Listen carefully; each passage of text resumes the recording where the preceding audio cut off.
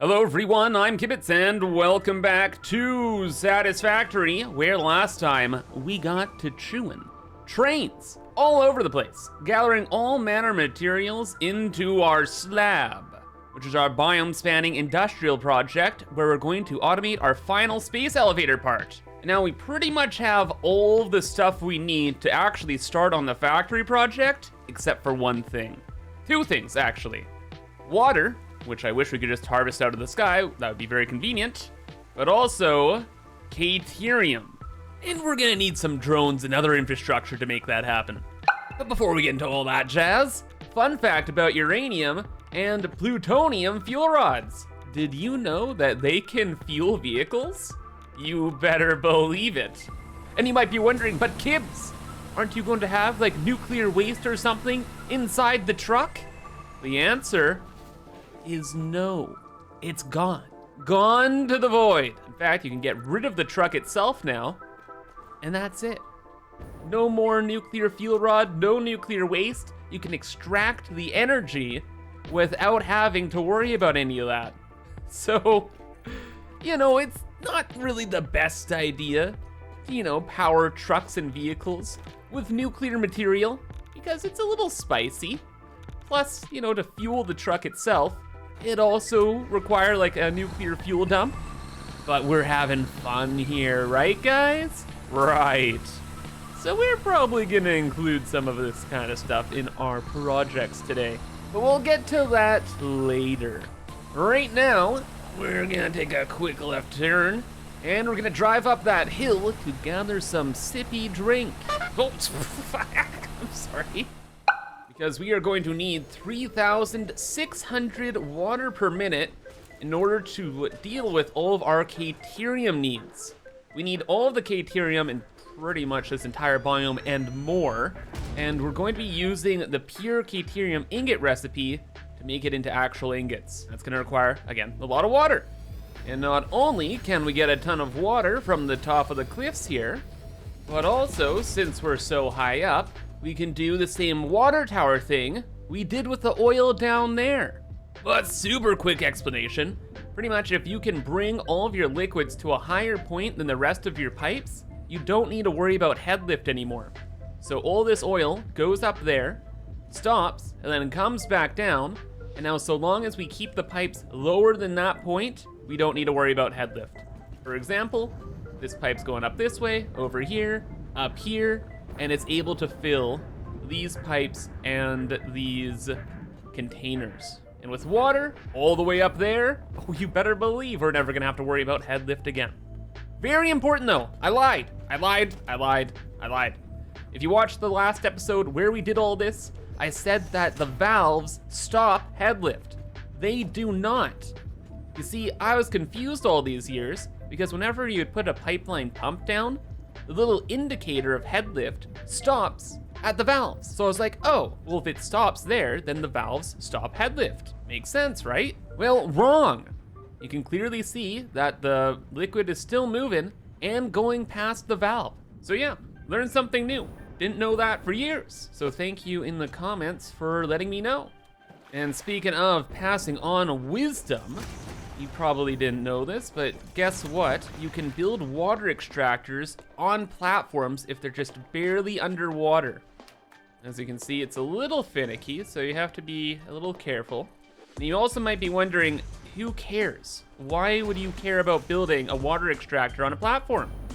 Well, then, if it's built on a platform, it snaps to the platform grid instead of just being free-form building. Cool, eh? I actually learned this one from another YouTuber that plays Satisfactory. It's Bits, and I'll leave his channel link in the description below. Oh yeah, bud, so easy, so clean, so simple to do. The sip secured. Now, how are we gonna bring it all the way back down to our slab over there? Well, I got a pretty cool idea. We're gonna bring all of the pipes over this way, and then as we hit the cliff, we're going to kind of make a pipe waterfall design.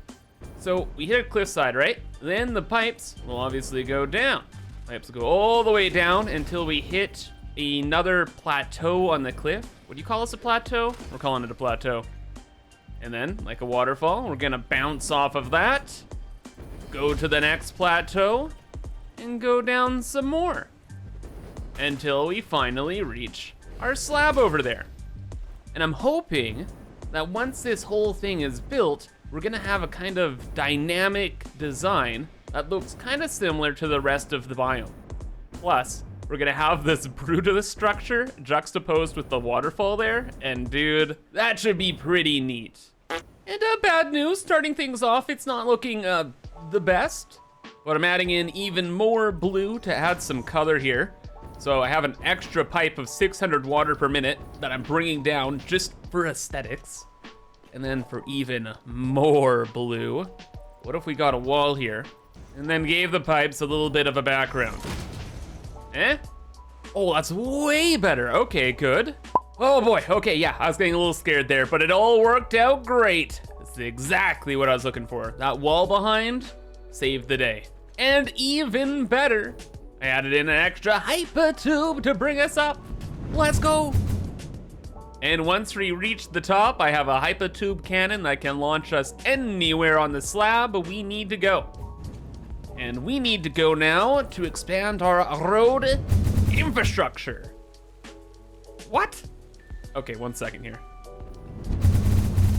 Okay, now that's what I'm talking about, brother. Okay, yeah.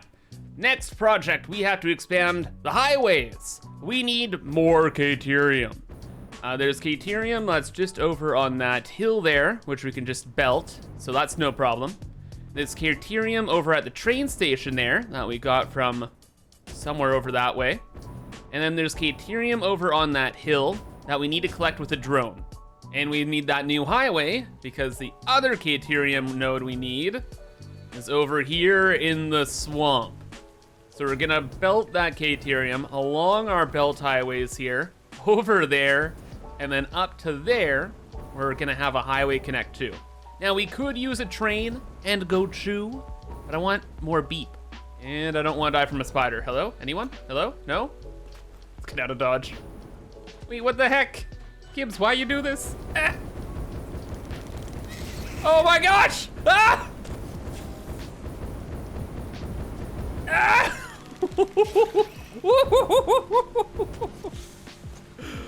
Let's leave here.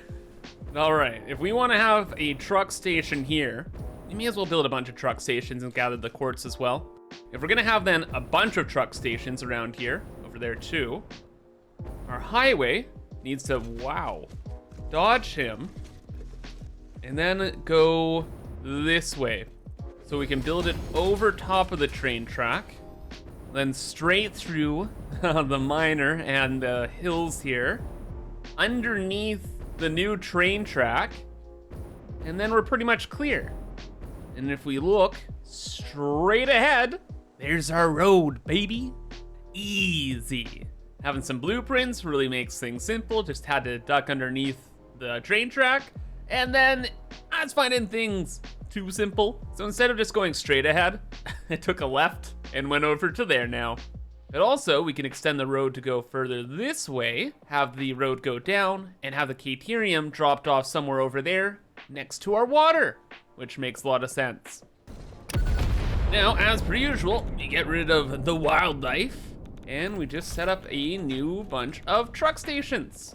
And once those are all done, we bring the trucks, do their pathing, and call it a day. Again, I don't know what we're doing with the quartz, so we're just gonna leave it for now, and we're just gonna gather the Caterium. I forgot to mention, we're gathering 2 nodes. There's another node that's just over this way. This is another normal node, I'm pretty sure. As for truck pathing, this entire area is gonna be a loop around this hill and this giant tree here. So a couple trucks will go over that way to gather quartz, Caterium, whatever, and then head back over the hill and head back to the highway itself. And oh yeah, I added another sip and scoot and a very weirdly designed truck stop area. So it's like a kind of a weird zigzaggy loop. So one truck will go facing that way, then the other truck kind of has to pull a U-ey here around the resource node and drop off stuff here. Yeah, there's enough space for everything. It all should work out, and it'll be fine. Oh, Yeah, it'll be fine. But oh boy, was I wrong. The truck path, that was fine and dandy to set up. No big deal. We've done it a million times. I made a small mistake though in the fuel setup we built a little while ago. So this is the fuel setup that's bringing all of the fuel to all the trucks. Well, the fuel stopped. What I had forgotten was to add an awesome sink for excess materials. Like when we're making all of the heavy oil residue here, we had some extra polymer resin, caused some problems, but I fixed the problems. Now we have a cool awesome sink on top of that tower. Awesome sink. Let's move on to the drones now. We have one more Caterium node just over there on that hill, and we gotta figure out where we wanna bring that stuff specifically. We could build a drone port on top of this here. This is kind of like the tallest block in the biome, aside from the oil water tower there. And you know, this could look pretty good. But we're probably gonna have multiple drones around here. So let's just bring the drone port somewhere deeper into this area. Actually, you know what? What about like literally right here? Yeah, this is ideal. It's kind of by a lot of belts, it's kind of out of the way, and from afar, what we're just gonna see are the drones flying in and out of this area back and forth. And as for the batteries we need to bring over there, well, we have batteries way at our hub here. We have a worldwide project train that's bringing in a couple items to this area, including batteries. So now we just have to bring that belt to like the middle of the biome. And up here, same game plan, more drone ports, or at least just one. And that will go here, with this little bit going over to the cliff for aesthetics. An extra bin for extra logistics, maybe like here. Sure. We'll just obviously have to clean this up a lot. And now we go whoosh. Yeah, easy. A lot of belt work, but our first drone in this biome is now operational. Now place your bets. Is this a good drone or a bad drone? Is it gonna kill us or no? Okay. It's like we're good. Why is it going on such a weird route? I don't know. Oh no, it yeeted us, why? You were playing so nicely. Whatever. Your job is to look cool and you're doing it in spades. So we'll leave him be. And now we'll have that guy flying around all the time. But huge thing now, we've actually hit a major milestone where we now have everything we need to make the final space elevator part. And we can stop with all the logistics and actually start building the factory proper, like the 1,000 constructors we need and all that fun jazz. But before that, let's have a little bit more fun. Remember that plutonium truck I was showing off earlier? Well, what if we had, you know, maybe a little plutonium truck running around doing stuff? Not sure what exactly it'll transport, maybe the final space elevator part, or who knows what, but it would be kind of fun to have running around here. So we're gonna go way out in the distance here, and we're gonna make a plutonium sip and scoot gas station. And because this sip and scoot is gonna be full of plutonium rods, we kind of want this place out of the way. So we're gonna build it way over this way and down the hill here to the left. Now design-wise, we want it to look similar to the sip and scoot gas stations we built, right? So we'll just start with that as a base. Except we need to attach a drone port to it somehow to bring in the plutonium fuel rods from our nuclear power plant. I want to do that while still keeping this gas station looking like one coherent structure. So I'm really, really hoping we could clip a drone station on top of the truck station. It's gonna be really, really close, but it might just work. It fits! Awesome. You see, this is kind of what I meant. It all looks still like one giant station in of itself. So that's great. Then the plutonium fuel rods will come down this way, probably to like here, then to there, and enter the fuel of the truck station. Now, of course, we have to make this look good. but it shouldn't be too bad to design. Some frame foundations will help us a ton, along with a lot of clipping. So we'll zoop this down. That looks pretty cool. We'll zoop a couple of these over this way. That's all right. Now, do we keep the curved wall here, or is that just redundant at this point? It's kind of redundant. Also, we have like a window back there, and now we don't. That's pretty good. You know what's gonna get really annoying though?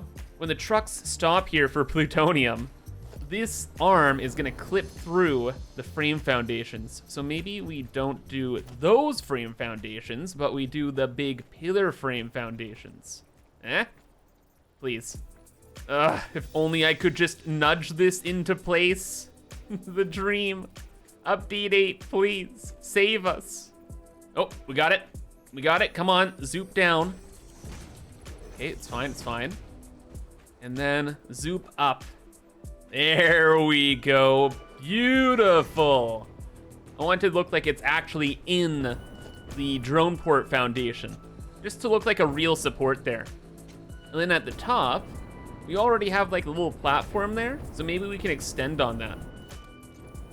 Easy. That looks good. It won't get in the way of the drone. The drone's gonna be on this black, like, outlined portion there. But then from the front, the main place, it looks like its own little, like, lookout tower. Cool. And of course, we're transporting plutonium, so everything is blue.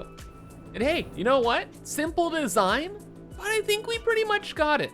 Before we go any further with this, like with painting and all that jazz, it's time we look into how to pick up the plutonium to drop off here.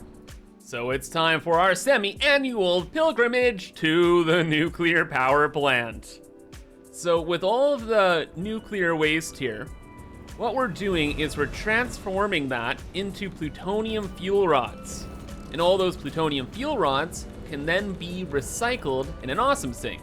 So we can get rid of all the nuclear waste if everything's working correctly. But now, we can actually use the plutonium fuel rods. We just have to get a drone port in somewhere. We have batteries being brought in via that drone there, so they won't be a problem. But I don't want to ruin the aesthetics around here with another drone port. Like, we could put the drone port on that roof, but again, aesthetics. Over to here kind of ruins the loops. Is there anything on top of this building? Looks like we have a bunch of belts randomly. Nothing over here. Hey, that's good. Maybe we could have the drone port just like here. Or what even is this?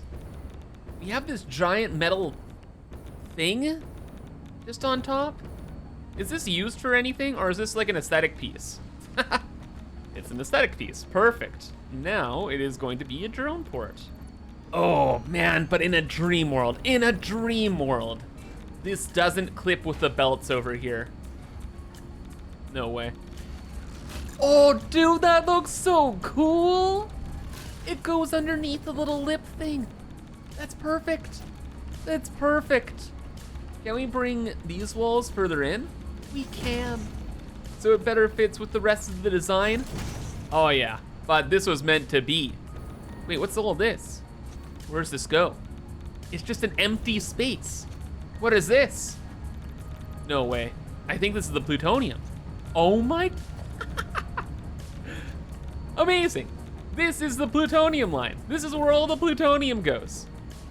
Oh my gosh. So we just have to make like a smart splitter right here, then have a belt go up this way, up here, and we're at the drone port. That couldn't be more simple. And aesthetically, it just makes the entire area look cooler because there's some random like power thing there. And the drone's gonna be going up and down? Yep. Sometimes it all just works out. And of course, this drone also has to be beautiful blue for the 165 plutonium fuel rods that it's gonna be bringing over.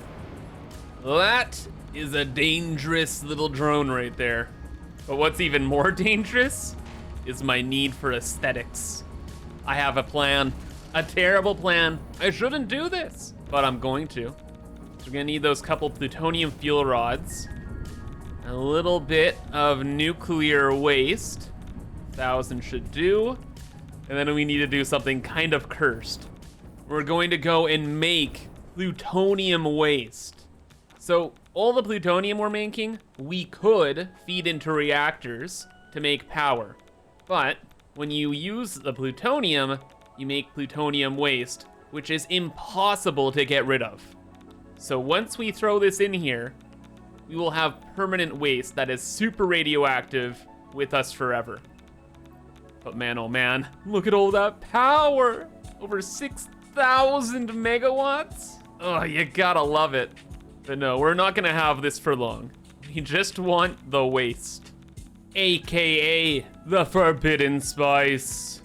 And why would anybody ever want plutonium waste? Have I finally fully lost it? Long time ago, yes. But no, I want the waste because I have finished up designing our little fuel stop here, and it is amazing.